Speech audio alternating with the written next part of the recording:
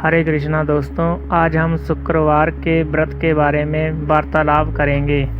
यह व्रत शुक्र ग्रह की शांति के लिए किया जाता है, क्योंकि इसकी अनुकूलता से व्यक्ति विद्वान, श्रेष्ठ वक्ता, राजनेता, सफल उद्योगपति बनता है। इसके अलावा यह विद्या, बुद्धि, धन धान्य से परिपूर्ण रहते हुए सुखी जीवन जीता है। उल्लेखनीय है कि शुक्राचार्य दैत्यों के गुरु हैं, जो सौंदर्य, तेजस्विता, सौभाग्य, समृद्धि व काम शक्ति को नियंत्रित करते हैं।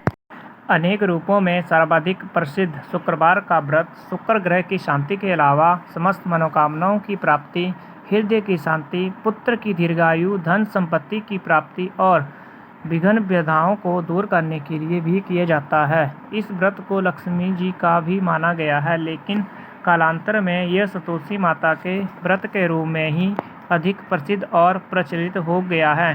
अब तो इस दिन के व्रत को संतोषी माता के रूप में भी सर्वाधिक मान्यता मिल गई है। हमारे शास्त्रों में संतोषी माता को उमा का ही एक रूप बताया गया है, क्योंकि उनके भीतर साक्षात भगवती दुर्गा का रूप माना जाता है। इस प्रकार यह दुर्गा माता की पूजा आराधना का व्रत है।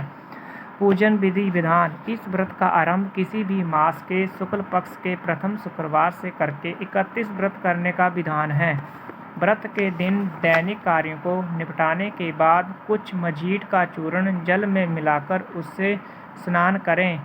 फिर साफ सुथरे धुले वस्त्र, सफ़ेद वस्त्र धारण करें। पूर्व दिशा की ओर मुँह करके शुक्रदेव का पूजन सफ़ेद पुष्प, सफ़ेद वस्तुओं व वस्त्र आदि अर्पित कर विधि विधान के अनुसार पूजन करें। घी व चीनी का नैवेद्य चढ़ाएं। भोग में खीर, बतासे भी अर्पित किए जा सकते हैं।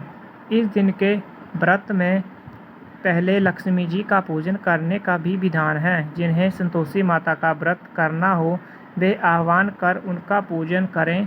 तत्पश्चात संतोषी माता की कथा को सुनें।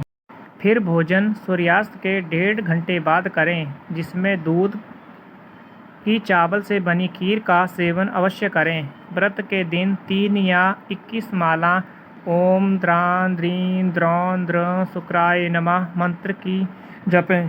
संकल्पित व्रत पूरा होने पर अंतिम शुक्रवार को गूलर के वृक्ष की लकड़ी से एक छोटा सा हवन करके पूर्णाहुति दें। व्रत की रात्रि में जागरण करके माता की स्तुति में भक्तिपूर्ण व्रत होने का अंतिम शुक्रवार को उसका उद्यापन अवश्य करें। इस व्रत में सफ़ेद वस्तुओं का दान पुण्यदानी माना गया है।